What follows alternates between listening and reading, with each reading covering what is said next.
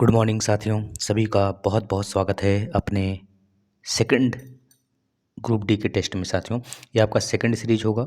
आप first series देखना चाहते हैं तो फुल 100 प्रश्न का दोस्तों आप देख सकते हैं प्ले लिस्ट में आके।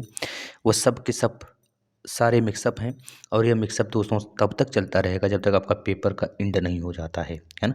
ये टेस्ट लगातार आता रहेगा, बस आप अपनी संख्या बढ़ाते रहें, इसको शेयर करते रहें। डेली टेस्ट आया करेगा, इसमें 100 प्रश्न होंगे previous year plus model test जोड़कर आपको बताया जाएंगे। इसका पीडीएफ पाना हो तो नीचे डिस्क्रिप्शन में टेलीग्राम है, आप ज्वाइन हो जाएंगे साथियों। चलिए हम लोग टेस्ट स्टार्ट कर लेते हैं। आप लोग लास्ट में ज़रूर बताएंगे आपका कितना स्कोर हुआ है। ठीक है, नॉर्मल सा हम लोग बेसिक क्लासेस कर चुके हैं, सब कुछ आराम से इसका सलूशन करते हुए चलेंगे। पहला प्रश्न देखिएगा। दर्पण के सामने खड़े एक व्यक्ति को अपना प्रतिबिंब स्वयं से बड़ा मालूम होता है। इससे ज्ञात होता है कि दर्पण है। देखिए, दर्पण में समतल दर्पण, उत्तल दर्पण, अवतल दर्पण। अब उसका प्रतिबिंब स्वयं से बड़ा और सीधा दिख रहा है, यानी कि इसका राइट आंसर क्या हो जाएगा? सीधा और स्वयं से बड़ा। यानी कि जो प्रतिबिंबिक में वस्तु है, यानी कि जो वस्तु मतलब कि जो व्यक्ति है वह फोकस फोकस और केंद्र के बीच में खड़ा है, यानी कि पोल, जो पोल है उसके बीच में खड़ा हुआ है, यानी कि यहाँ पर खड़ा है। इसका मतलब इसका आभासी प्रतिबिंब बनेगा, यानी कि अवतल दर्पण हो जाएगा। अवतल दर्पण में मात्र एक ही कंडीशन में आभासी प्रतिबिंब बनता है, तो इसको याद रखें। इसका राइट आंसर क्या होगा? पहले का बी हो जाएगा। अगला देखना, निम्न में से रासायनिक क्रिया नहीं है। रासायनिक क्रिया कौन सी नहीं है? रासायनिक क्रिया का मतलब ऐसी क्रिया जो वापस से हो जाए। जैसे कि बात बात करें, बर्फ जमा, बर्फ से पानी बन गया, पानी से फिर वाष्प, वाष्प से फिर बर्फ। तो मतलब ये क्रिया हमारा क्या है? भौतिक क्रिया है, न कि रासायनिक क्रिया। रासायनिक क्रिया का मतलब दूध से दही बनना और लोहे पर मूर्छा लग जाना, है ना? इस तरह की क्रियाएं जो वापस न बन सकें, एक बार क्रिया बन, जैसे चाय आप बना लिए, अपना उसमें टी मिलाए प्लस शक्कर मिलाए प्लस अदरक मिलाए, ये सब मिलाने के बाद चाय बन गया। अब चाय में फिर से वापस से हम बोलें आपसे चाय पत्ती निकाल कर अलग कर लीजिए, या फिर आप शक्कर को निकाल कर अलग कर लीजिए, तो ऐसा नहीं हो सकता, क्योंकि वह रासायनिक क्रिया हो गया भाई। तो इस तरह की क्रिया जो वापस से अपने रूप में नहीं आ सकती, वह होता है रासायनिक क्रिया। ठीक है, मतलब एक तरह से उत्पाद बन गया होता है। अभिकारक से अभी उत्पाद डायरेक्ट बन जाना, वो वापस से फिर अपने अभिक्रिया रूप में नहीं आना, तो ये हमारे रासायनिक क्रिया होती है। बस यही है रासायनिक क्रिया बताना, इसमें कौन सा नहीं है। देखिए, कागज का जलना, कागज का जलना, फिर से क्या कागज जलकर वापस आ सकता है? तो मतलब ये रासायनिक क्रिया तो नहीं हो सकता भाई, कि है ये रासायनिक क्रिया भाई, यह रासायनिक क्रिया है। कागज का जलना रासायनिक क्रिया है। कोयले का जलना, यह भी रासायनिक क्रिया है। लेकिन पानी का वाष्प में बदलना भाई, पानी का वाष्प में बदलना, फिर से पानी में बदल जाना, बारिश होती है, वाष्प संघनन हुआ, फिर से पानी में बदल, मतलब यह हमारी भौतिक क्रिया है। राइट आंसर हमारा यही है, क्योंकि यह हमारा रासायनिक क्रिया नहीं है। भोज्य पदार्थ का पचना, बिल्कुल, आप जो पचाते हो खाना तो वो क्या है? वो पच जाता है, तो क्या फिर से वापस बन जाता है? नहीं ना, तो इसका मतलब वो भी रासायनिक क्रिया है भाई। तीसरा देखना, निम्न में से साधारण नमक है। तो साधारण नमक का फार्मूला होता है NaCl, सोडियम क्लोराइड। बच्चों, सोडियम क्लोराइड यहाँ पे कहाँ पर है? ये आपका राइट आंसर होगा। सोडियम कार्बोनेट का फार्मूला क्या होगा? NaCO3। NaCO3, देखिए दो होते हैं, सोडियम बाइकार्बोनेट एक होता है, एक सोडियम कार्बोनेट होता है। जो सोडियम बाइकार्बोनेट होता है उसे बोलते हैं हम लोग सोडियम NaHCO3, मतलब ये हमारा क्या होता है? सोडा, खाने वाला सोडा होता है। और एक होता है NaCO3। NaCO3 ये होता है कपड़ा धोने वाला धावन सोडा, इसे बोलते हैं। NaCO3 इंटू 10H2O इसमें ऐड हो जाता है, तो ये सोडियम कार्बोनेट होता है। लेकिन इसका राइट आंसर क्या है? Sodium chloride. यहाँ पे लिखा है मैग्नीशियम कार्बोनेट, तो MgCO3। कैल्शियम कार्बोनेट, तो CaCO3 भाई। कैल्शियम कार्बोनेट मतलब कि आप समझ सकते हैं खड़िया, संगमरमर, यह सब होते हैं कैल्शियम कार्बोनेट में। अगला देखना, निम्न में से कौन पदार्थ शुद्ध कार्बन से बना है? शुद्ध कार्बन से कौन सा पदार्थ बना है आप खुद बताएंगे, इसमें भी देखना बच्चों। शुद्ध कार्बन की बात किया जा रहा है, शुगर होगा क्या? शुगर का फार्मूला क्या होता है? C6H12O6, यही होता है ना, यही होता है ना बच्चों, बताना। यह ग्लूकोज होता है शायद, और शुगर का जो होता है C12H22O11 होता है, यह शुगर का होता है। C12H22O11 होता है, ये शुगर का होता है ना। और ग्रेफाइट को पता है बच्चों, ये ग्रेफाइट हमारा अपरूप है। और एसिटिक एसिड आपको पता है, एसिटिक एसिड से क्या बनते हैं? बहुत सारे कलीजिए, इससे हमारा पिकल वगैरह बनाए जाते हैं, अचार वगैरह भी बनते हैं। मीथेन का फार्मूला क्या होता है? CH4 होता है। अब आपको यहाँ पे बताना है कौन सा शुद्ध कार्बन से बना है, तो 4 का जो राइट आंसर होगा हमारा ग्रेफाइट होगा। ये शुद्ध कार्बन से बना है, इसमें शुद्ध कार्बन मिला हुआ है, तो 4 का क्या सही होगा? C सही हो जाएगा। अगला देखना, लंबे समय तक शारीरिक परिश्रम के कार्य के बाद मांसपेशियों में शिथिलता किस कारण से होता है? यानी किस कारण से होता है? क्या ग्लूकोज की कमी होती है? क्या ऑक्सीजन की पूर्ति में गिरावट हो जाती है? क्या मांसपेशियों में तंतुओं में सूक्ष्म टूट फूट होने के कारण या फिर लैक्टिक अम्ल। बच्चों यहाँ पे जो राइट आंसर होगा हमारा डी सही होगा। लैक्टिक अम्ल जमा हो जाता है। लैक्टिक अम्ल किस में पाया जाता है? मिल्क से मिलता है बच्चों, मिल्क से मिलता है, याद रखना मिल्क। केसिन नाम का जो प्रोटीन होता है साथियों वो भी हमारा मिल्क में ही होता है। केसिन नाम की प्रोटीन का जो पाचन होता है हमारे गैस्ट्रिक मतलब हमारे पेट में होता है, हमारे स्टमक में होता है, याद रखना बच्चों यह चीज़। हम बायो का जो क्लास लिए हैं सेपरेट क्लास आपको मिल जाएगा, आएंगे प्लेलिस्ट में तो वहाँ पे आप देख सकते हैं। अभी तक 2 ही वीडियो आई है सिर्फ और सिर्फ किस पे बच्चों, जितने आपके स्केलेटन सिस्टम है उसको आप रट लीजिएगा जाकर, पूरा का पूरा बिल्कुल विधिवत आपको आ जाएगा। एक बार अगर आप उस वीडियो को देख लेंगे तो शायद ही कोई प्रश्न आप छोड़ कर आएँ ग्रुप डी में और एनटीपीसी में बच्चों। और इसके बाद एक हमने और क्लास लगाया है, उसमें 2 ही क्लास अभी आए हैं, तो आप उसको देखेंगे तो शायद ही आपको मतलब बहुत ही पसंद आएगा। एक बार आप ज़रूर देख लेना उसे। और उसमें एक क्लास हमने और दिया है बच्चों, ये तो स्केलेटन सिस्टम पर एक हमने दिया है, एक आपको दिया गया है दांत पर, टीथ पर बच्चों, एक और आएगा टंग पर, 2-1 दिन के अंदर आ जाएगा। इस तरह सारे क्लासेस हम धीरे धीरे करके दे देंगे ना। 5वें का क्या सही है? डी सही है ना बच्चों। चलिए अगला देखते हैं। मानव वृक्क में निर्मित स्टोन में प्रमुख रूप से होता है, देखिए जो स्टोन होता है वो किससे बना होता है, साफ साफ यह पूछना चाहता है। तो जो छठे का राइट आंसर है कैल्शियम ऑक्सलेट होता है बच्चों, बस इसमें यह टिक करेंगे, आगे चलेंगे। एंटीबॉडी मुख्यतः एक पदार्थ है। एंटीबॉडी मुख्यतः एक पदार्थ है प्रोटीन का, कार्बोहाइड्रेट का, मौलिक अम्ल का या फिर यह कैल्शियम ऑक्सलेट का है। देखिए एंटीबॉडी जो बनता है बच्चों हमारे शरीर में वो बनता है प्रोटीन के कारण। तो राइट आंसर हमारा क्या है? ए है। अगला देखना, आँख के मायोपिक दृष्टि यानी कि अल्प दृष्टि में बात कर रहा है, तो इसमें क्या होता है? 8वें का जो राइट आंसर बच्चों, इसमें रेटिना के सम्मुख प्रकाश किरणें केंद्रित होती हैं। इसका राइट आंसर हमारा ए हो जाएगा ना।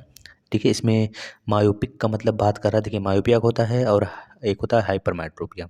मायोपिया का मतलब होता है निकट दृष्टि दोष और हाइपरमेट्रोपिया का मतलब होता है दूर दृष्टि दोष। दूर दृष्टि दोष में हम लगाते हैं उत्तल लेंस दूर करने के लिए और निकट दृष्टि दोष में लगाते हैं अवतल लेंस दूर करने के लिए। अवतल लेंस जो होता है वो अपसारी होता है या अपसारी होता है और उत्तल लेंस जो होता है अभिसारी होता है बच्चों, ये सब याद रखना।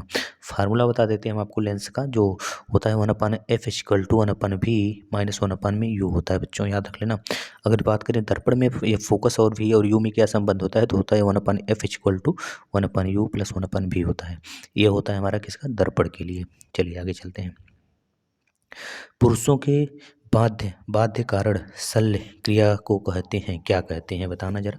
9 का जो राइट आंसर होगा सी बच्चों, वैसेक्टोमी कहते हैं। याद रखना, बहुत बार पूछा गया है कि जो पुरुषों में बाध्यकारी मतलब शल्य क्रिया क्या कहलाता है? वैसेक्टोमी कहलाता है बच्चों। कौन सा 10वां देखना, कौन सा उस पौधे का उदाहरण है जिसमें बीज होता है लेकिन फल नहीं होता है? बीज होता है लेकिन फल नहीं होता है, उस पौधे का एग्जाम्पल कौन सा है? तो बता देना, चीड़ या फिर देवदार का वृक्ष, यानी कि डी सही है बच्चों, डी सही है। 11वां देखना, शरीर में हीमोग्लोबिन का कार्य है। शरीर में हीमोग्लोबिन का क्या कार्य होता है? रक्त की अल्पता को रोकना, हीमोग्लोबिन बताना, या फिर बैक्टीरिया को नष्ट करना। ये तो गलत है। लोहे का उपयोग होता है, इससे नहीं।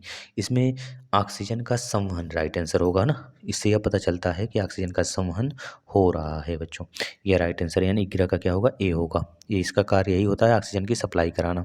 शिशु का लिंग निर्धारित होता है। शिशु का लिंग निर्धारित किससे होता है? मस्तिष्क द्वारा, कोशिका द्वारा या फिर ऊतक द्वारा बच्चों, गुणसूत्र द्वारा निर्धारित होता है। 12 का जो राइट आंसर है हमारा ए होगा। अगला देखना, मानव शरीर में वृक्क किस यंत्र का भाग है? वृक्क उत्सर्जन अंग है बच्चों की, कौन सा अंग है बच्चों? इसमें राइट आंसर हमारा 13 का ए ही है, क्योंकि उत्सर्जन अंग है, एक्सक्रीटरी सिस्टम उसे बोला जाता है। नेक्स्ट देखना, अदरक एक तना है न कि एक जड़, क्योंकि बताना, क्योंकि ऐसा क्यों होता है? अदरक हमारा तना है बच्चों, स्टेम इसे बोला जाता है। जैसे यह तना है और प्लस आलू भी तना है हमारा, आलू भी तना है बच्चों। लेकिन प्याज की बात करेंगे, प्याज हो गया, लहसुन हो गया, गाजर हो गया, है ना। हल्दी भी हमारा जड़ है। हल्दी क्या है? ये जड़ है बच्चों। गाजर भी जड़ है, मूली भी जड़ है। तो इस तरह से जड़ है। लेकिन जो हमारा मॉडिफाइड स्टेम्स होते हैं, उसे अदरक हो गया, जैसे आलू हो गया, ये मॉडिफाइड स्टेम में आ जाते हैं। जैसे कि अगर बात करें प्याज भी जड़ नहीं है, प्याज भी मॉडिफाइड स्टेम में आ जाता है। और लहसुन भी मॉडिफाइड स्टेम में आ जाता है बच्चों ना, ये सब याद रखेंगे।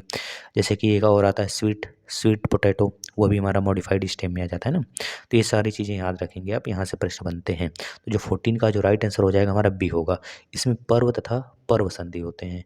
बस आप हिंदी बहुत ज़्यादा दे दिया है थोड़ा सा, लेकिन इसी तरह से ग्रुप डी में आपको क्वेश्चन मिलेंगे बिल्कुल शुद्ध हिंदी में, तो आपको थोड़ा बहुत हिंदी या पता होना चाहिए ना। चलिए अगला चलते हैं। कंप्यूटर में 4 बिट्स कितने निबल के बराबर होते हैं बच्चों? 1 निबल के बराबर होते हैं 4 बिट्स, है ना। 1 निबल आपको पता होगा, 1 निबल के बराबर 4 बिट्स होते हैं बच्चों, यह बात आपको पता होना चाहिए। जैसे कि बोल गए सबसे छोटा पूरे कंप्यूटर का सबसे छोटा किट कौन सा होता है? तो बिट्स होते हैं, बिट्स बिट्स हम आपको बताते हैं। बिट्स होता है, बिट्स के बाद आपका क्या होता है? बी के इस तरह होते हैं ना, बी बी के बाद के होता है। रुकिए हम आपको एक इसका ट्रिक बताते हैं बच्चों ने, 1 मिनट रुकना। देखना बच्चों, इस ट्रिक को आप याद कर लेना भाई। देखना हम बताते हैं आपको, यह ट्रिक आराम से इस सारा का सारा आपको इसी में याद हो जाएगा। जितने बीट होते हैं, बाइट होते हैं, किलो बाइट होते हैं, मेगा बाइट होते हैं, सब याद हो जाएगा। देखना, बिन BN BK MGT PEZY इस तरह से याद कर लेना बच्चों। बी फॉर होता है बिट और एन फॉर होता है निबल, उसके बाद होता है बाइट, उसके बाद होता है kilobyte, megabyte, gigabyte, terabyte, petabyte. एक आपके पेटा बाइट के बाद एक्सा बाइट, फिर उसके बाद जीगा या होगा, इसका मतलब होता है जेटा बाइट, इसका मतलब होता है वाई का मतलब होता है योटो बाइट।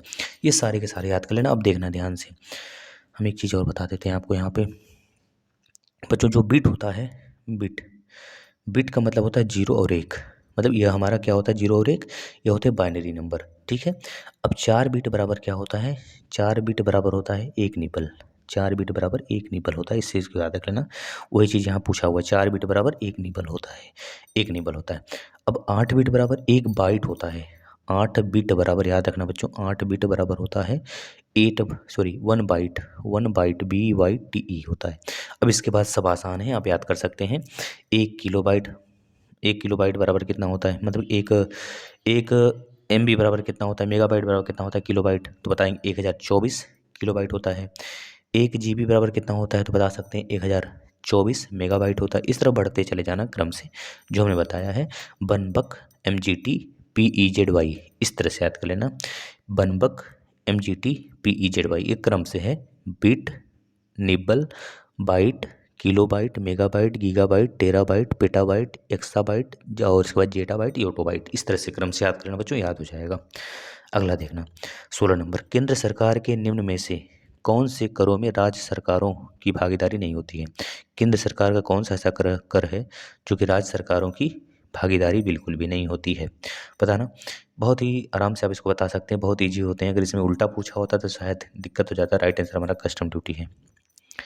विश्व यानी 2010 विश्व कप का फुटबॉल विश्व कप कहाँ पे मेजबान कौन देश करा था, यह बताना है आपको।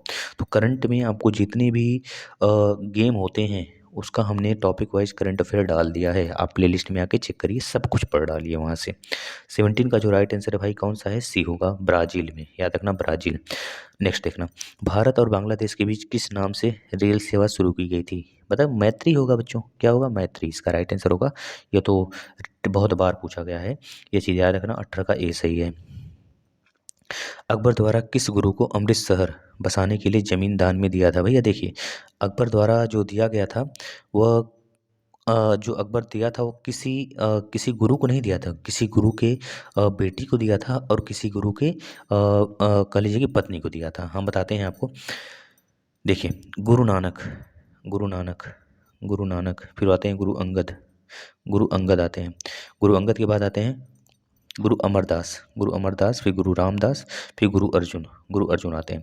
तो जो गुरु अमरदास होते हैं, गुरु अमरदास की बेटी होती हैं बीबी भानी। उनको जो है कि अकबर जो है 50 बीघा ज़मीन दान देता है। और जो अमरदास की बेटी होती हैं बीबी भानी, वो रामदास की वाइफ होती हैं। इस तरह से याद कर लेना बच्चों, यह वहाँ से प्रश्न बनते हैं। तो जो 19 का जो राइट आंसर होगा वो सी होगा, गुरु रामदास, गुरु रामदास, है ना। क्योंकि हमने क्या बताया, गुरु नानक, गुरु अंगद, गुरु रामदास, गुरु अमरदास, सॉरी, पहले अमर आते हैं फिर श्री राम आते हैं, मतलब कि श्री रामदास को दिया गया था। याद रखना बच्चों, वह श्री राम की वाइफ रहती हैं, तो इसमें श्री राम को ही दिया जाता है।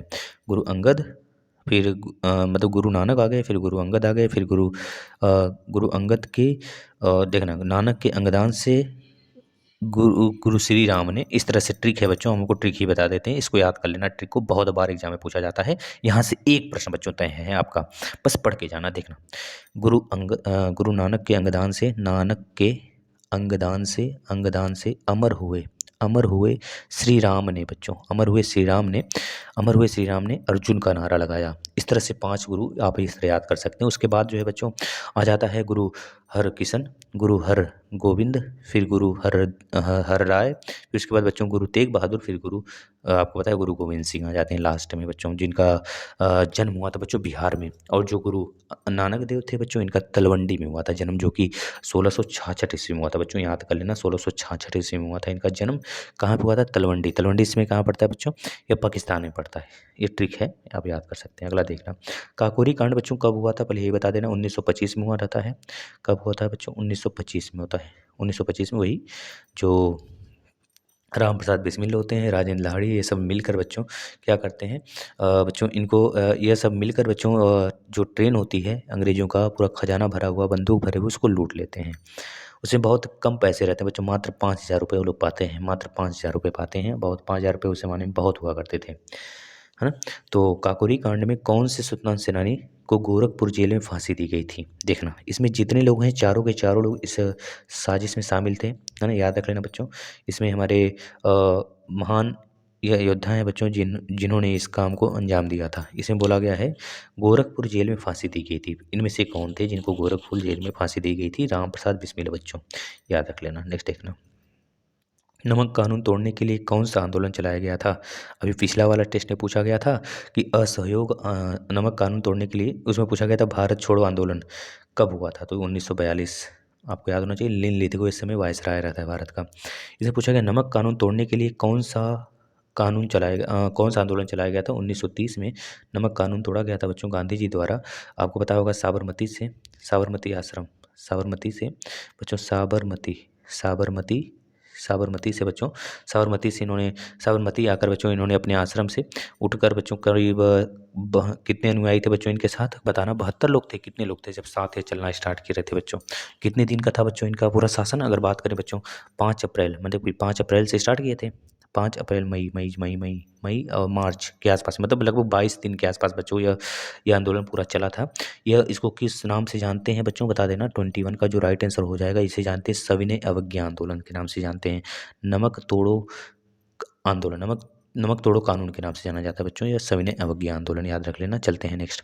महात्मा गांधी ने व्यक्तित्व सत्याग्रह के लिए प्रथम सत्याग्रह के रूप में किसे चुना?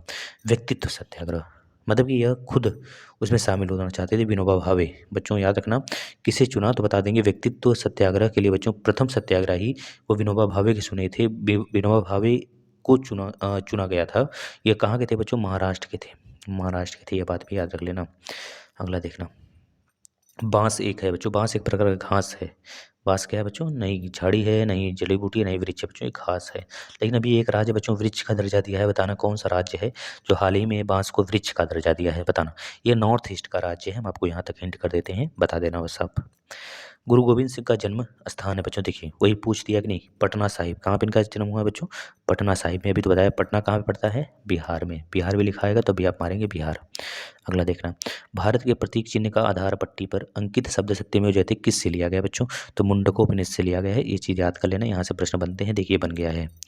अगला देखना, कौन राष्ट्रीय आय का भाग नहीं है? राष्ट्रीय आय का भाग कौन सा नहीं है? मजदूर और वेतन नहीं है क्या? बताना बच्चों। इसमें जो नहीं है, राष्ट्रीय ऋण पर ब्याज नहीं है, यानी कि यह चीज़ नहीं है, और बाकी सब है। अगला देखना, हम जिस जाति से हैं वह है, हम जिस जाति से बिलोंग करते हैं, मतलब साफ साफ ये पूछ रहा है जो मानव है उसका वैज्ञानिक नाम क्या है बच्चों? साइंटिफिक नेम क्या है ह्यूमन का?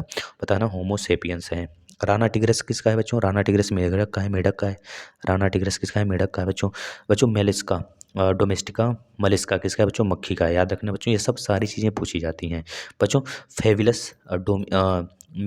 फेबिलस फेबिला करके किसका है? बिल्ली का है बच्चों, कैट का है। ये सारी चीज़ें याद कर लेना, बहुत बार पूछा जाता है डायरेक्ट एग्जाम में।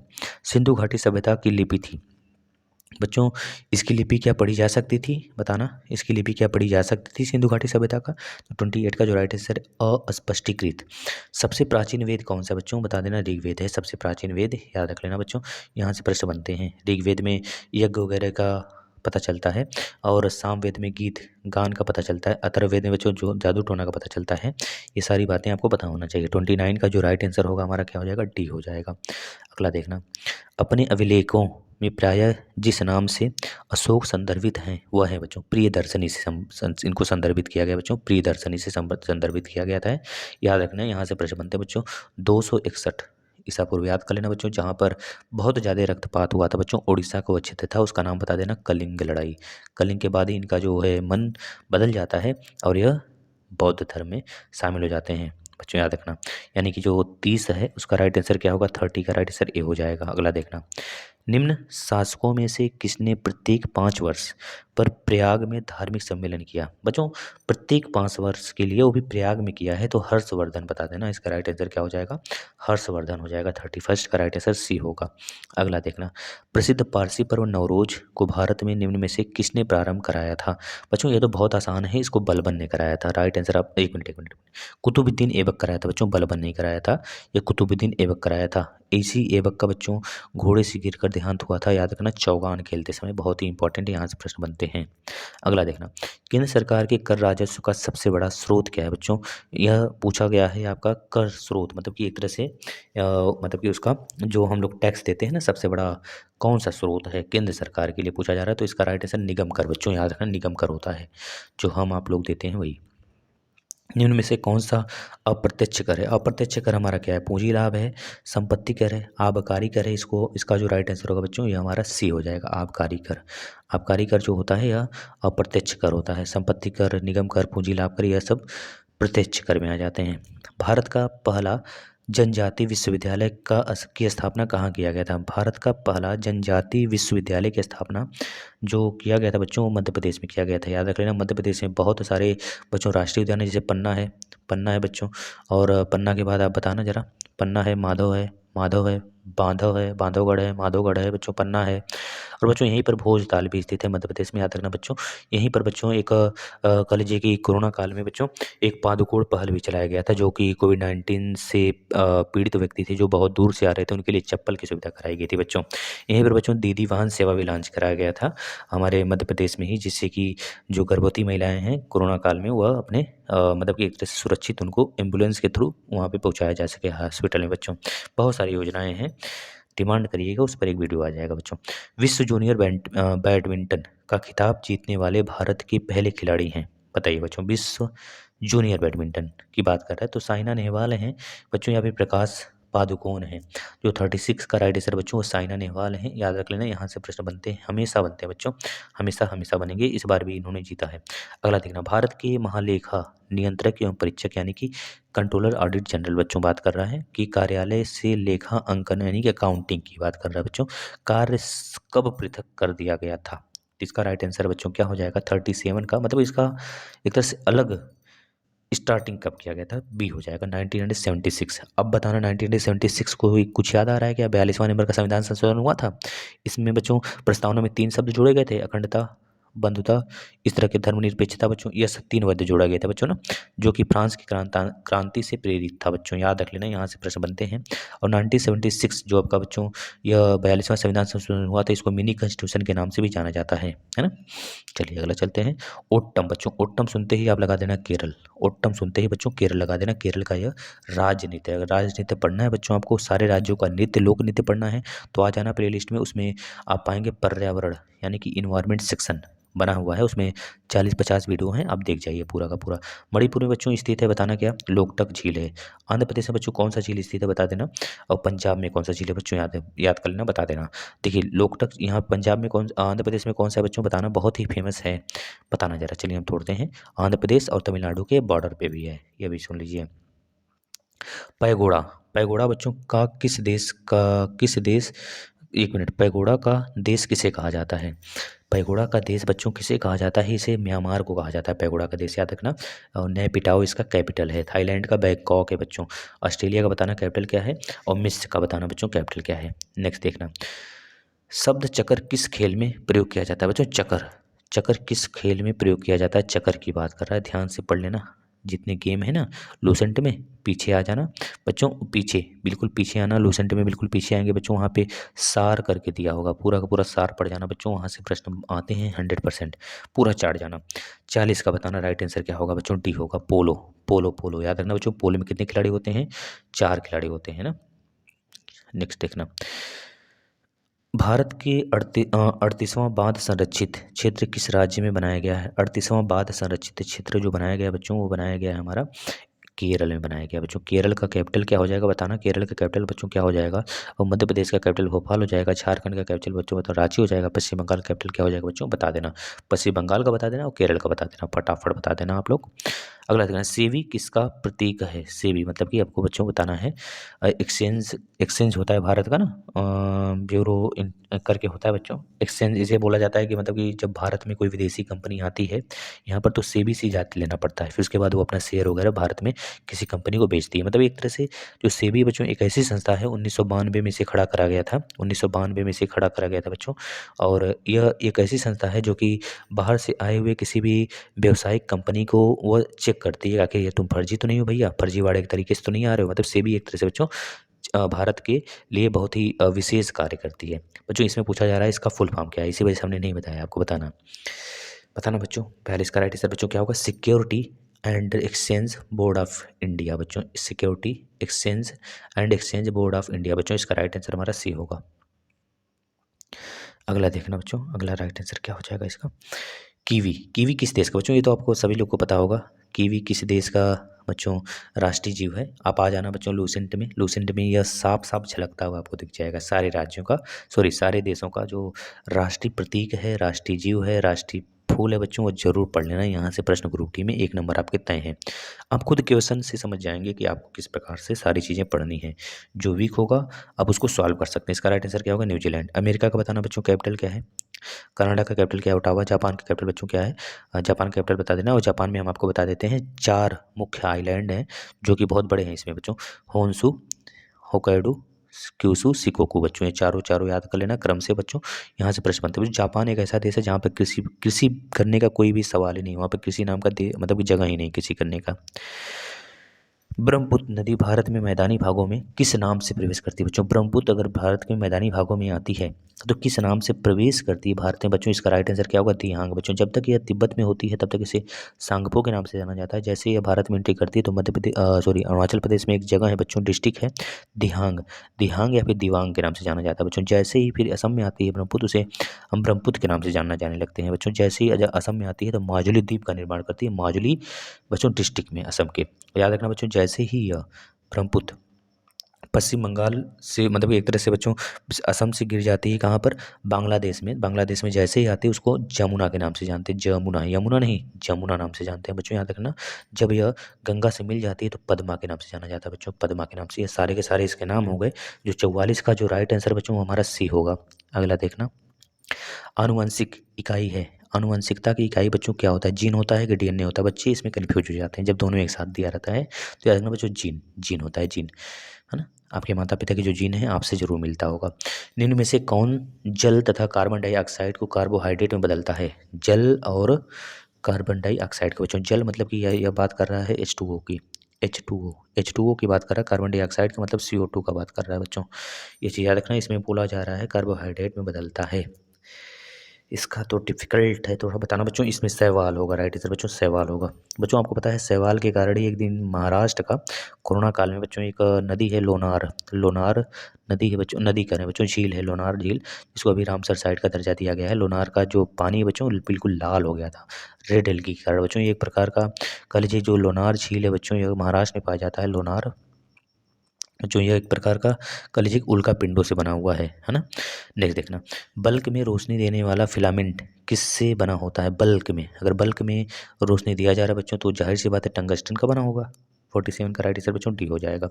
अब लेकिन टंगस्टन नहीं यूज होता बच्चों, अब एलईडी वाला बल्ब यूज होता है ना, जो वाइट कलर का होता है, काफ़ी ज़्यादा कम बिजली में ही काफ़ी ज़्यादा प्रकाश देता है ना बच्चों, इस तरह से इसको याद कर लेंगे। नेक्स्ट देखना, शरीर की सबसे छोटी ग्रंथि कौन सी बच्चों, ये बहुत ही इंपॉर्टेंट है। शरीर की सबसे छोटी ग्रंथि बच्चे लगा के आते हैं पीयूष ग्रंथि, नहीं बच्चों 48 का जो राइट आंसर है हमारा पीयूष ग्रंथि ही है। देखना पीयूष ग्रंथि है। थायराइड सबसे बड़ी ग्रंथि में आ जाता है। अगर पूछा जाता है इसमें लीवर दिया होता, लीवर दिया होता तो वो सबसे बड़ी ग्रंथि होती, लेकिन आंतरिक सबसे बड़ी ग्रंथि अगर इस तरह से बोलते तो थायराइड लगा देंगे, लेकिन सबसे छोटी ग्रंथि बहुत बात करें बच्चों तो पीयूष लगाएंगे, जो कि मस्तिष्क में होता है। जो थायराइड होता है बच्चों ये गले का ग्रंथि होती है। गले का एक हड्डी नाम बच्चों उसको हवाइड बोलते हैं, जो कि जीभ होता है हमारा उसमें फंसा होता है ना। अगला देखना, जो बच्चों यहाँ पे अग्नाशय है, अग्नाशय बताना किस प्रकार की ग्रंथि है, यह मिक्स ग्रंथि में आते हैं ना।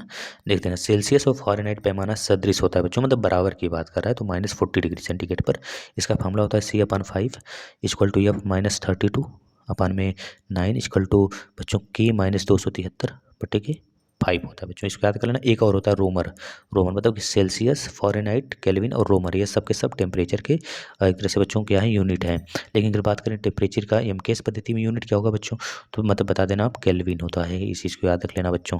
फ़ारेनहाइट में -40 डिग्री और सेल्सियस का -40 डिग्री, ये दोनों आपस में बराबर हो जाते हैं, याद रखना। पुष्कर फूल कहाँ अवस्थित है बच्चों, पुष्कर नाम का जगह है राजस्थान, मतलब एक तरह से जिला है पुष्कर नाम का, जो कि राजस्थान में स्थित है। क्या इसे आप राजस्थान लगाएंगे 50वें का बताना जरा। 50 का जो राइट आंसर बच्चों राजस्थान हो जाएगा, लगा देना। अगला देखना बच्चों, अच्छा बताना उत्तर प्रदेश का कौन सा फूल बहुत ही मतलब कि राज्य फूल है बच्चों, बताना। तो बता देंगे बच्चों पलाश का फूल है ना। वह एक बच्चों एक यहाँ पर जो हिरन है, क्या बोलते हैं उसको, हिरण, हिरण बोलते हैं ना, बारहसिंगा यहाँ का राज्य पशु है, इस चीज़ को याद रख लेना। नेक्स्ट देखना, निर्वाचन आयुक्त की सेवा शर्तें तथा कार्यक्रम निश्चित करता है। निर्वाचन आयुक्त की सेवा शर्तें तथा कार्यक्रम बच्चों कौन निश्चित करता है, संसद करता है ना। 51 का जो राइट आंसर बच्चों ए, एक मिनट, संसद नहीं बच्चों संविधान करता है निर्वाचन आयुक्त का ना। यहाँ पर निर्वाचन आयुक्त की बात कर रहा है, तो यानी कि संविधान करेगा ना कि संसद बच्चों। संसद सिर्फ कानून बनाने का काम करता है, और सरकार का मतलब संसद और राष्ट्रपति सब आ जाते हैं उसमें, संविधान भी आ जाता है बच्चों, ये सब के सब सरकार में आ जाते हैं, ये चीज़ याद रखना बच्चों। नेक्स्ट देखना, भारत के नियंत्रक और महालेखा परीक्षक के कार्यकाल होते हैं। नियंत्रक और महालेखा परीक्षक के जो कार्यकाल होते हैं बच्चों, वो 52 का जो राइट आंसर सी होगा, या 6 साल होगा या फिर 65 साल, इसमें से जो पहले पूरा हो जाए। अगला देखना, निम्न में से किस राज्य में द्विसदनात्मक विधायिका नहीं है। देखना हम बताते हैं किस राज्य में है, याद कर लेना। देखना यूपी, यूपी के बाद बिहार, बिहार बच्चों, बिहार के बाद आ जाना नीचे तो महाराष्ट्र, महाराष्ट्र, कर्नाटक पश्चिम की तरफ। अब चलते हैं पूरब की तरफ, पूरब की तरफ में आपका क्या हो जाएगा, एक मिनट आंध्र प्रदेश, आंध्र प्रदेश और बच्चों तेलंगाना, ये 6 राज्य हैं।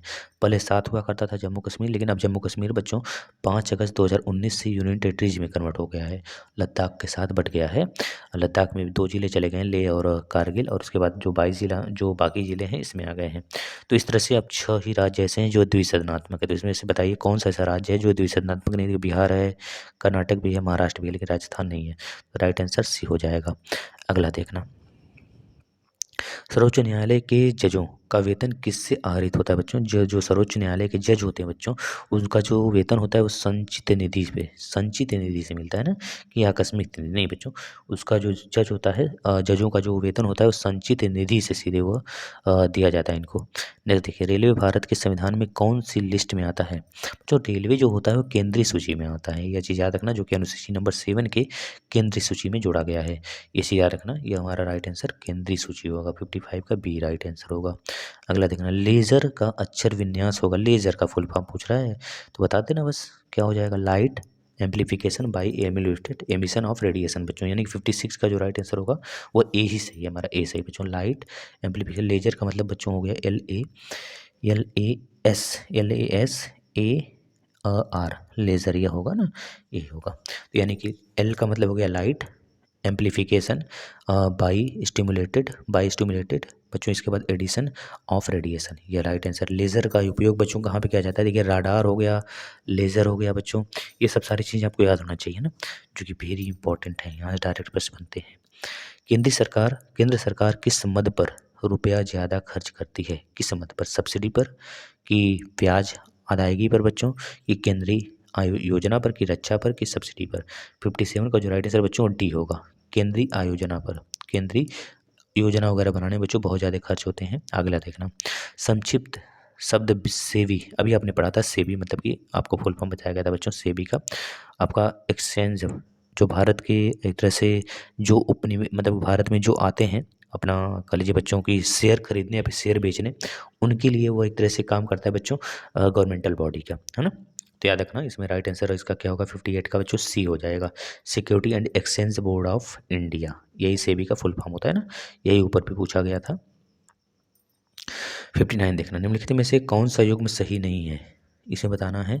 अच्छा बुक का नाम दिया गया बच्चों, ये बुक का नाम है, इसमें से बताना है कौन सा सही नहीं है। 59 का पतंजलि अर्थशास्त्र बच्चों, यही तो गलत दिया है, यही गलत है और सब सही। कल्नड़ का राजतरंगिणी है, बाणभट्ट का हरचरित है, कालिदास का कुंभर संभवम है बच्चों, याद रखना। मिताक्षरा का संबंध निम्नलिखित में से किससे है। मिताक्षरा का जो संबंध है बच्चों यह हिंदू विधि से है, किससे है, हिंदू विधि से, इसका राइट आंसर सी होगा। अगला देखना बच्चों, यहाँ से आ गया आपका मैथ स्टार्ट हो गया, देखना 40 प्रश्न हो गए ना हमारे जी के और जीएस के।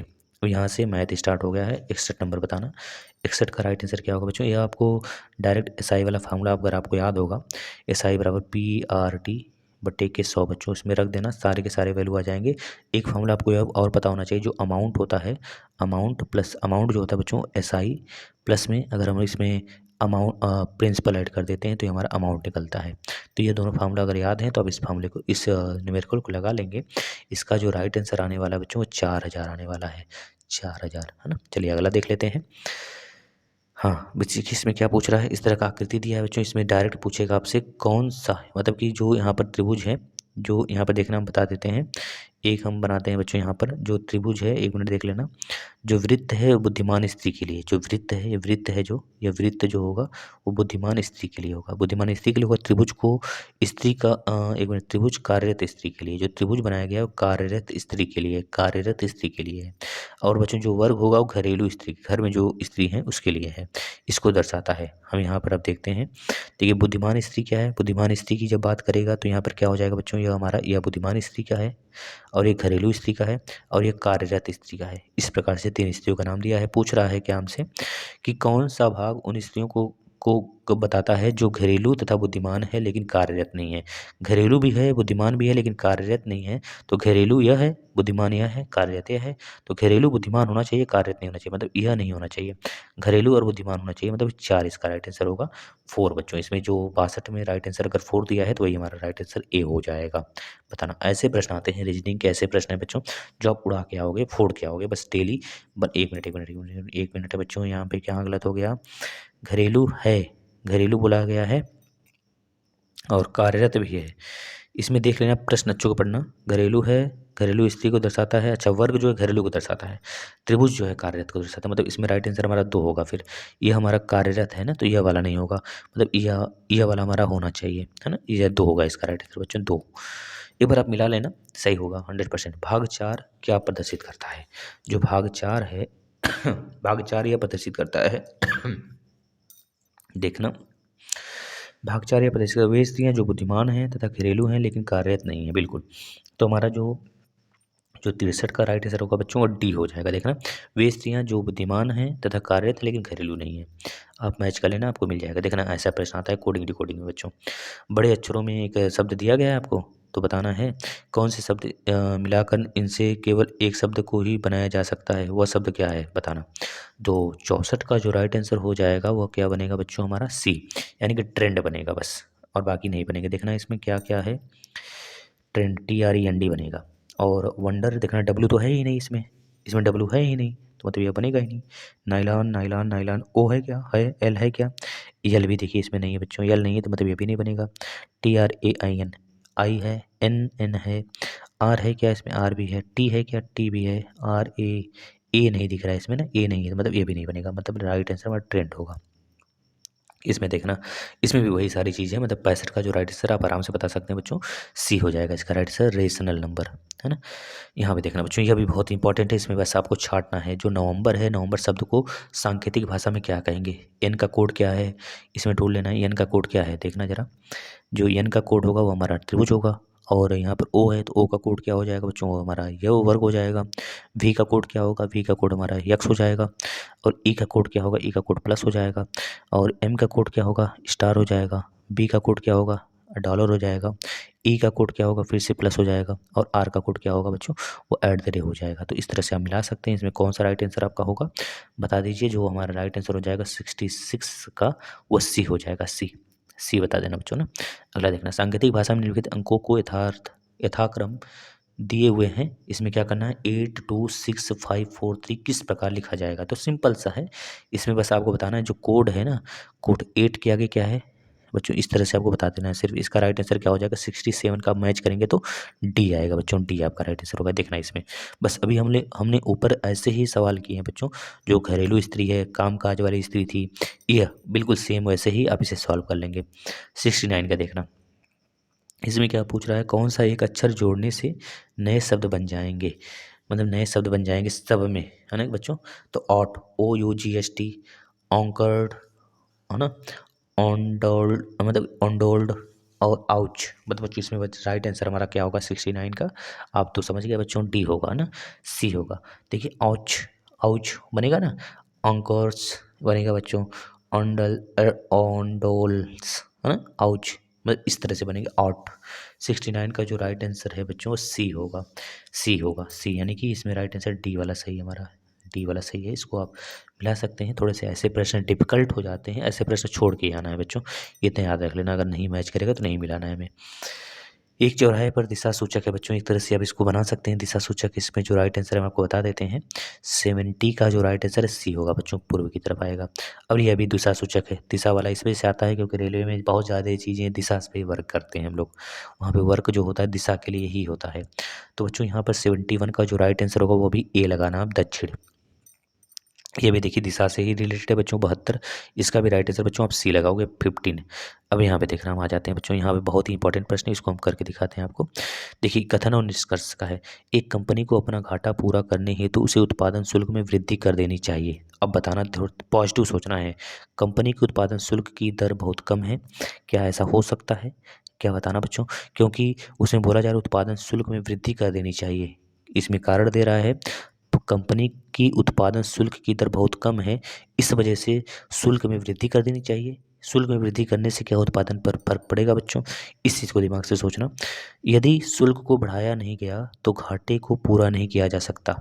यह काम हो सकता है, घाटे को पूरा किए जाने के लिए हो सकता है वो शुल्क बढ़ा रहा हो, तो यानी कि बी केवल बच्चों, ये हमारा पॉजिटिव सेंस दे रहा है, एक का कोई मतलब नहीं है, यानी कि जो हमारा 73 का राइट आंसर होगा बी केवल होगा, बी। अगला देखना, वह भी कथन और निष्कर्ष है, भारत में समस्त साबुनों में लक्स साबुन सबसे अधिक बिकता है। देखिए पॉजिटिव सेंस सोचना है, खराब नहीं। भारत में सभी प्रकार के साबुनों की बिक्री के आंकड़े उपलब्ध हैं।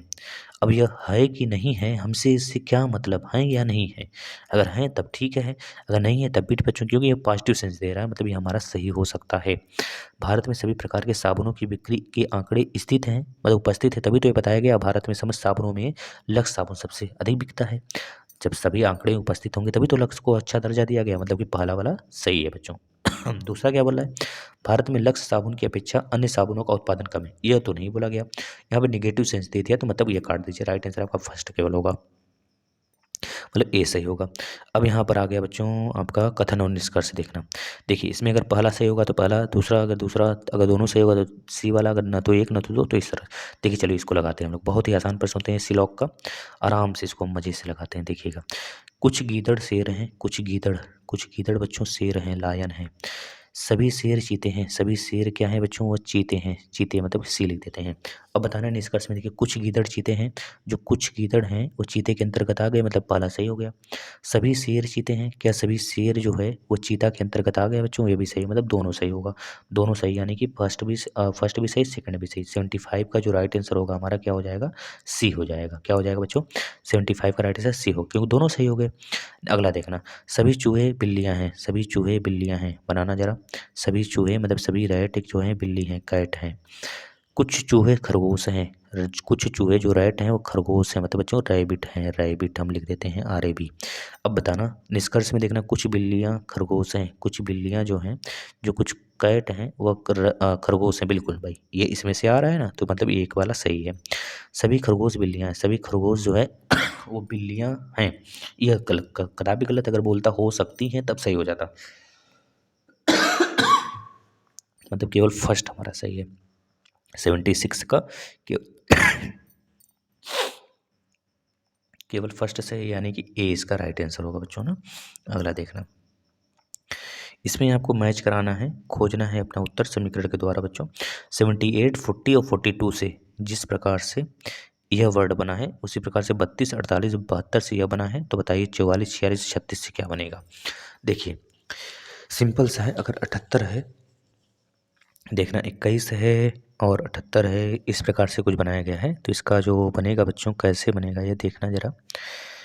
ये हमारा 77 का राइट आंसर क्या होगा, बाएं से पहले संख्या का आधा मध्य, वहीं दूसरी संख्या का आधा अंत में। देखना ध्यान से बच्चों, यह वाला है ना 42, 42 का आधा पहले लगा दिए, अब 40 का आधा जो बीच वाला है उसको लास्ट में लगा दिए, 78 का आधा हम लगा दिए बीच में लगा दिए, सिंपल सा। इसी तरह 72 का आधा आगे लगा दिए, 48 का जो आधा बीच वाला था उसको हमने आधा किया लास्ट में लगा दिया, और पहले वाले का आधा बच्चों बीच में लगा दिया। सेम इसी प्रकार से बताना, जो लास्ट वाला है 44 उसको हम कहाँ पर रखेंगे, बीच में रखेंगे। जो 36 है, 36 का आधा 18 आगे आ जाएगा, और जो 46 इसका आधा 23 बाद में आ जाएगा। मतलब राइट आंसर हमारा 18, 22, 23, ये वाला बी वाला सही है ना। चलिए बी सही है इसका। कौन सा है, 77 का राइट आंसर क्या हो जाएगा, बी। बी सही हो गया। अगला देखना, नीचे दिए गए प्रश्नों में श्रृंखला का समीकरण बच्चों इसको आराम से बताना है, कौन सा इसमें गलत है, कौन सा कोडिंग डिकोडिंग वाला है, हम बताते थे इसमें जो सही है ये हमारा डी सही है। अगला देखना बच्चों, ये प्रतिबिंब वाला है, तो इसमें बताना है कौन सी आकृति, नीचे प्रश्न आकृति दिया गया है बताना है कौन सा मैच कर रहा है, किसमें यह निहित है। देखना बताते हैं बच्चों, इसमें इस प्रकार है, तो इसमें कौन सा होगा आपका राइट आंसर देख लेना। 79 का जो राइट आंसर होगा बच्चों डी वाला होगा। देखना इसमें इस प्रकार से बना है ना, ये वाला देखना, ऊपर वाला पोर्शन, बस यही हमारा सही है, यानी कि डी सही है। अगला देख लेना, इसमें बताना है कौन सी आकृति निहित है, किस में निहित है देख कर ही बता देना आप। देखना ऐसे है, ऐसे है, ऐसे है, ऐसे और ऐसे बना है, तो किस में है भाई, इसमें है क्या, इसमें है क्या, इसमें नहीं है, काट देना। इसमें है क्या, इसमें है क्या, देखना इसमें है, यानी कि हमारा राइट आंसर देखिए इसमें कहाँ है, इसमें है क्या, इसमें भी नहीं है बच्चों, इसमें नहीं है। इसमें है क्या, इसमें भी नहीं है, इसमें भी नहीं है। बताना क्या इसका राइट आंसर होगा। 80 का राइट आंसर हमारा, तो हमको दिख रहा है बच्चों सी ही दिख रहा है। देखना जरा एक बार सी को, तो फिर से देखिए ऐसे है, फिर इसके बाद नीचे ऐसे मुड़ा है, फिर इसके बाद ऐसे आया सीधे, फिर ऐसे जाके फिर ऐसे मुड़ा है, यानी कि ये हमारा सी सही है। अगला देखना, देखना 1000 से कम कितनी संख्याएं ऐसी हैं जो 10 और 13 दोनों के गुणज हैं। 10 और 13 दोनों के गुणज होने वाली कौन सी संख्याएं हैं जो बच्चों, तो 130, 130 दोनों का गुणा करेंगे 130 होगा। अब 130 से 1000 को काटिए, इस तरह की संख्याएं बनेंगी जो दोनों का गुणा जाएंगी, तो कौन सी संख्याएं होंगी। 81 का बच्चों क्या हो जाएगा, 81 का डी। देखना जरा, देखना जरा 13 कौन सी संख्याएं हैं जो 10 और 13 दोनों के गुणज होंगे, तो 10 और 13 का गुणज होने का मतलब 130 का गुणज, 130 से काटिए इसे, तो 10 100 यानी कि 100 बचेगा। 100 को 13 से काट लीजिए, पता चल जाएगा जो पूर्णांक आएगा वही हमारा राइट आंसर होगा। 13 सते 7 दाम में 70, 7 से 21 बच्चों, 13 सते 91, 13 सते 91, अब ज़्यादा हो जाएगा, मतलब राइट आंसर हमारा 7 होगा बच्चों। बस पूर्णांक हमको लाना है, जैसे 1000 है तो इन दोनों का गुणा कर लो, 13 130 हो गया, 130 को 1000 से भाग लगा लो, मतलब कि 1000 को 130 से भाग लगा लो। अब जो पूर्णांक होगा सिर्फ हमारा वही राइट आंसर होगा, शेषफल नहीं, तो 7 आ गया, तो 7 राइट आंसर होगा। किसी छात्र ने एक संख्या को 1/2 से भाग देने के बजाय 1/2 से गुणा कर दिया, तो प्राप्त परिणाम मूल परिणाम से 18 कम आता है, तो संख्या बताइए। देखिए जो 82 का जो राइट आंसर होगा बच्चों, मतलब कि यह समीकरण बनाते हैं, आप देख लेना सिर्फ। जो यक्स है, मतलब कोई संख्या मान लेते हैं, अगर वह एक्स रहा होगा तो यक्स से अगर वो गुणा करता है तो प्लस 18 बराबर यक्स भागे करता है, तो 1/2 बच्चों, यह राइट आंसर मतलब इस प्रकार का ऐसे है। सॉरी 1/2 भागे है ना, तो 1/2 ऐसे होना चाहिए था। यही बोला ना, किसी छात्र ने एक संख्या को 1/2 से भाग देने के बजाय 1/2 से भाग देने के बजाय 1/2 से गुणा कर देता है। जैसे 1/2 से गुणा करता है तो प्राप्त परिणाम मूल परिणाम से 18 कम आता है। प्राप्त परिणाम जो होता है 1/2 वाला, यह मूल परिणाम से 18 कम होता है। बिल्कुल भाई, तो यक्स गुणे 1/2 माइनस यक्स भागे 1/2 बराबर 18, बराबर 18, एक मिनट, एक्स बट्टे 1/2 माइनस एक्स गुणे 1/2 बराबर 18 होगा बच्चों। इस तरह से इसको सॉल्व करेंगे तो हमारा जो राइट आंसर होगा 82 का जो राइट आंसर होगा बच्चों, ये सी आ जाएगा, 12 इसके मिलेगा। ये तो सिंपल है भाई, 500 के 20 देख लेना किस में है भैया। 15 25 चौका 100, 25 चौका 100 लास्ट में आ गया। 25 चौका 100 को 0 बच्चों, 0 आ गया, कैरी 10 आ गया। 25 चौका 100, 110 को फिर 0 कैरी कितना आ गया, 11 आ गया। 25 9 बच्चों 225, 25 9 225 और 10 235 को 5 देखना 11 है ना, 11 जोड़ना है ना, तो 36 को 6 बच्चों, इसमें सब मिलता हुआ जा रहा है। पीछे से देखिए 3600 3600 3600 3600, इसमें 2 भी है बच्चों, 2 भी है, इसमें भी 2 मिल रहा है ना। अब इसमें 5 7 4 6 यही मैच जो कर रहे हैं, यही नहीं मैच कर रहा है। तो इस तरह से आप गुणा करेंगे तो आपको आराम से मिल जाएगा। 83 का जो राइट आंसर बच्चों ए आएगा।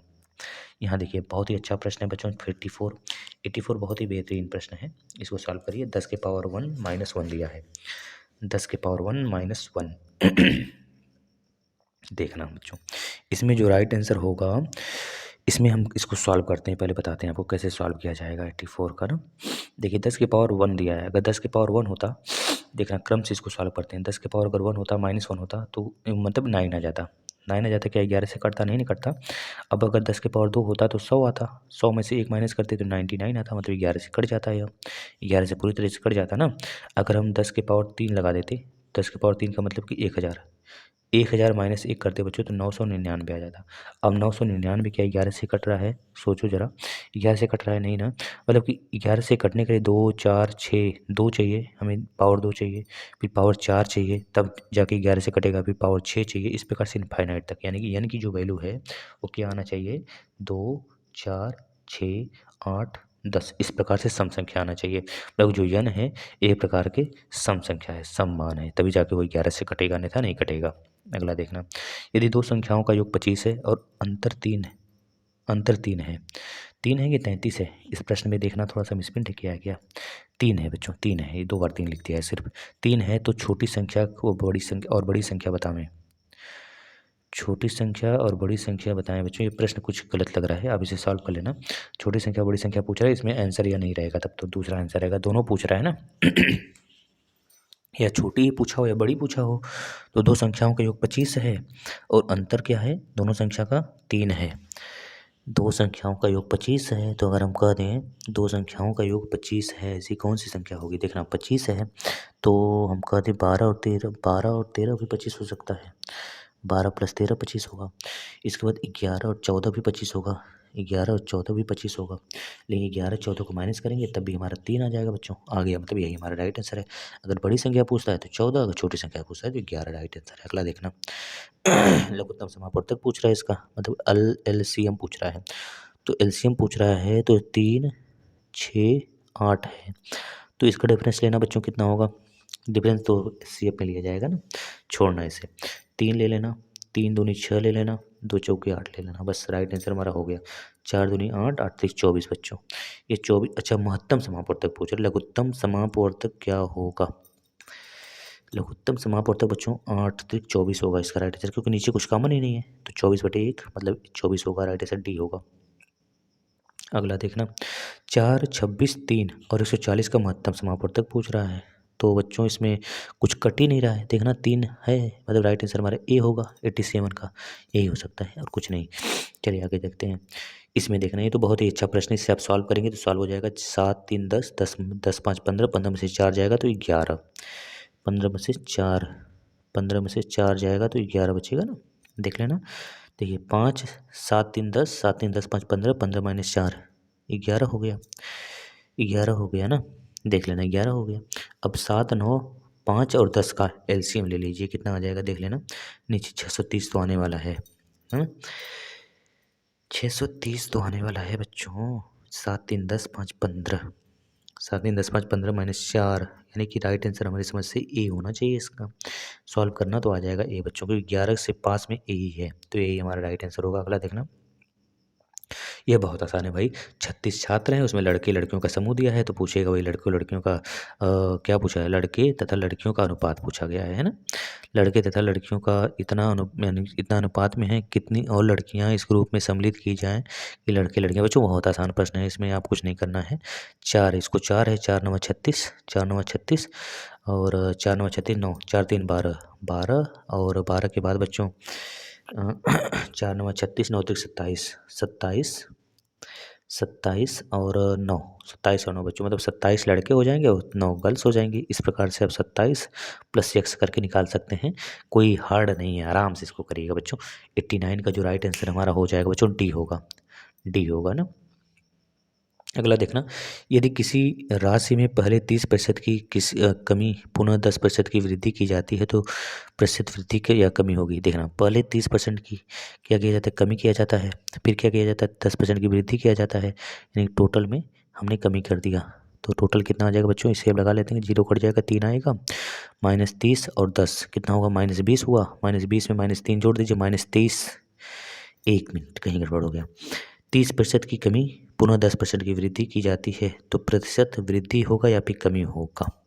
यहाँ पे कुछ मिसप्रिंट किया है या फिर हम गलत लगा रहे हैं, हम तो गलत नहीं लगा रहे हैं बच्चों। -30 है, 10% की वृद्धि कर दिया, फिर से प्रतिशत वृद्धि या कमी होगी यह बताना है। तो 90 का जो राइट आंसर होगा बच्चों वो क्या हो जाएगा, 30% की कमी करता है तो 100 माइनस, यानी कि बच्चों ये हमारा कितना हो जाएगा देख लेना, 40। यहाँ पर बच्चों कुछ गलत दिया है, यहाँ पर 40 होना चाहिए था, यहाँ पर 40 होना चाहिए था, अब सही आएगा, देखना जरा।